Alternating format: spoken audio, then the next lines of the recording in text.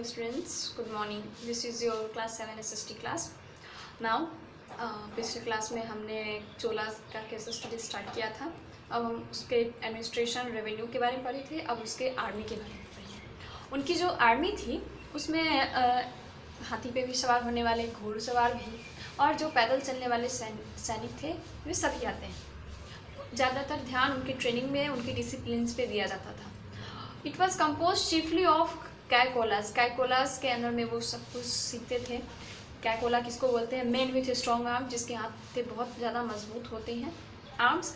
और सेन गुंदर spear builders. The commanders enjoyed the rank of nayak senapati. जो कमांडर्स होते थे वे अपने रैंक को लेकर बहुत खुश होते थे. उनको जो रैंक दिया जाता था उससे बहुत खुश होते थे. जैसे नायक सेनापति, महादंड नायक, इन सब का नाम जो उन्हें मिलता था उन्हें बहुत ही पसंद आता था, अच्छा लगता था कि हाँ उन्हें ये पोस्ट मिला है. The Chola under the raja control the Coromandel and Malabar coast and the Bay of Bengal. Chola राजा के अंदर आ गया था तो वो कोरोमंडल, मालाबार कोस्ट और बे ऑफ बंगाल को कंट्रोल करता था. अब है fact find. The Uttaramerur temple inscription gives a detail description of administration of Chola kingdom. Uttaramerur temple जो है वो चोला किंगडम के एडमिनिस्ट्रेशन के बारे में हमें डिटेल से जानकारी देता है. तो village administration. The village administration of Chola was efficiently organised. It was the smallest unit of administration. Village administration जो चोला का था वो अचानक से ऑर्गेनाइज किया जाता था, वो छोटा होता था. वो The village assembly held the society together through its unique feature of autonomous self-sufficient village. The village administration gradually grew from simple group of people to more elaborate and complicated machinery of committees and official data described in the Chola inscription.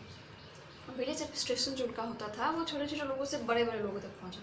जैसे starting में कुछ normal लोग जो हैं वो होते थे, फिर उनके अंदर कमिटीज़ आती थी, ऑफिसर्स होते थे, वे सारे आकर एक बड़ा ही विलेज एडमिनिस्ट्रेशन को तैयार करते थे. इसके बारे में आपको उत्तर मेरू का जो टेम्पल है उसके इंस्क्रिप्शन में बहुत अच्छे से देखने को जानकारी मिलेगी.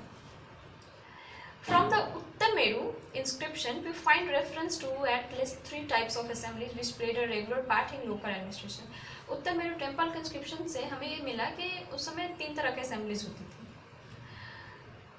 जिसे द युआर, द सभा और महासभा एंड द नगरम कहा जाता था.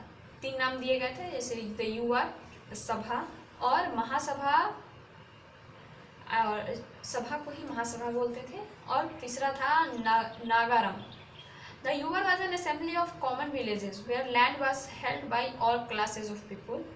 युवर जो है वो एक नॉर्मल असेंबली होता था जो कॉमन पीपल्स का एक गांव जो है, common villages where land was held by all classes of people. जैसे युवर असेंबली जो है वो कॉमन विलेजेस का एक ग्रुप होता था जहाँ पे लैंड जो है वो हर एक क्लास के लोग जो हैं वो ओन करते थे. उनके पास हर एक क्लास के लोगों के पास उनका लैंड होता था, जिनको लोकल असेंबली में मेंबरशिप भी मिला हुआ था. The sabha was probably an exclusively Brahmin assembly of brahmadeya villages where all the land belong to the Brahmins. सभा जो होता था वो ब्राह्मण लोगों का होता था, जिसमें सारे ब्राह्मण लोग अपना सभा रखते थे, असेंबली होती थी उनकी ब्रह्मदेया गाँव में. The Nagaram was an assembly of merchants and belonged to localities where traders and merchants were in dominant position. नगरम जो होता था वो मर्चेंट्स, व्यापारियों के बीच का होता था. The सभा generally comprising the elite or learned in community commanded the respect of all the other assemblies in settling crucial matters of common concern. सभा में जो लोग सीखते थे या जो कमांड किया जाता था वो दूसरों के रिस्पेक्ट में किया जाता था. उस सभा में दूसरे असेंबलीज का भी रिस्पेक्ट किया जाता था, जैसे युआर हुआ या फिर जो नगरम है उन सब का भी रिस्पेक्ट किया जाता था. उनकी डिस्कशन, उनके टॉपिक को भी हम सभा में डिस्कस करते थे. नेक्स्ट है architectural development. Temple serve many purpose during the Chola region. Chola region में टेम्पल्स बहुत सारी चीज़ों के लिए यूज़ किया जाता था. उस मंदिर का इस्तेमाल वो लोग सिर्फ पूजा के लिए नहीं, अपने सोशल, इकोनॉमिक, पॉलिटिकल, कल्चरल हर एक चीज़ के लिए इस्तेमाल करते थे. The village assembly invariably held it's meetings in the temple मंडप और द हॉल। विलेज असेंबलीज भी जो है वो मंदिर के मंडप में या हॉल में होती थी। Temple also grew as centre of craft, specially creation of bronze images was the most distinctive. Bronze images उस समय बनाई जाती थी, टेम्पल्स में ही क्रिएट हुई थी। Many cultural activities like music and dance also proposed in temples. Music और dance भी टेम्पल में होता था। The Chola record frequently refer to devadana, literally given to gods gift of land. Chola उसे भगवान का दिया हुआ गिफ्ट भी समझते थे। Temple architecture, particularly the Dravida और the South Indian style of architecture, reached its peaks under the चोला।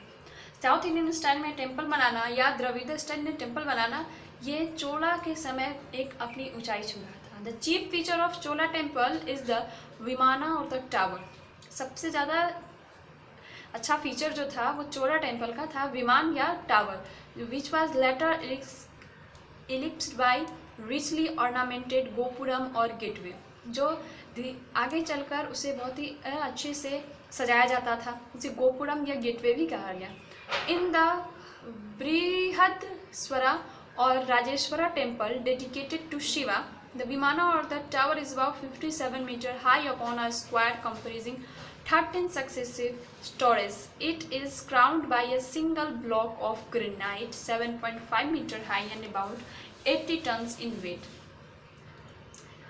बृहदस्वरा और राजेश्वरा टेम्पल, इसका भी जो विमाना या टावर जो था वो अबाउट 57 मीटर हाई था, अपॉन था, एक स्क्वायर के रूप में, कंप्राइजिंग 13 सक्सेसिव स्ट्रॉयज। स्ट्रॉयज से अगर उसे कंपेयर किया है तो 13 सक्सेसिव स्ट्रॉयज के मुताबिक वो था। It is crowned by a single block of granite, इसे एक सिंगल ग्रेनाइट से ही डिज़ाइन किया जाता था, क्योंकि 7.5 मीटर हाई मोटा होता था और 80 टन इतना भारी होता था। राजा वन ने भी अपना एक नया कैपिटल बनाया था, splendid temple at his new capital Gangaikonda Cholapuram नाम दिया था उस टेम्पल को। The Chola were also famous for the art of moulding, moulding के लिए भी चोला जो है वो बहुत ही ज़्यादा फेमस थे। The statue of dancing Shiva, dancing Shiva का एक स्टैचू है जिसे नटराज हम लोग बोलते हैं, इस वंडरफुल वर्क, वो उनका सबसे वंडरफुल सबसे अलग काम था। This Nataraja has been described as the cultural epitome of the Chola period, इसे कल्चरल एपिटोम भी कहा जाता था नटराज को चोला पीरियड का। The Chola also patronised paintings, Chola जो है वो पेंटिंग्स बहुत अच्छी करते थे। The most important Chola paintings are those in, सबसे इम्पॉर्टेंट चोला पेंटिंग्स जो है वो प्रदक्षिणी पथ ऑफ राजेश्वरा टेम्पल में पाई जाती हैं। तो चोला जो है वो पेंटिंग्स की बहुत ज़्यादा कदर भी करते थे। तो इसी के साथ आपका ये चैप्टर समाप्त होता है। कोई प्रॉब्लम है तो आप कमेंट बॉक्स में पूछिए, आपको आंसर बहुत जल्द मिलेगा। अब हम इस चैप्टर के ऑब्जेक्टिव्स, क्वेश्चन आंसर, ये सारी चीज़ें करेंगे, तो इन सब के बारे में आपको आपके होमवर्क्स मिलेंगी। Thank you.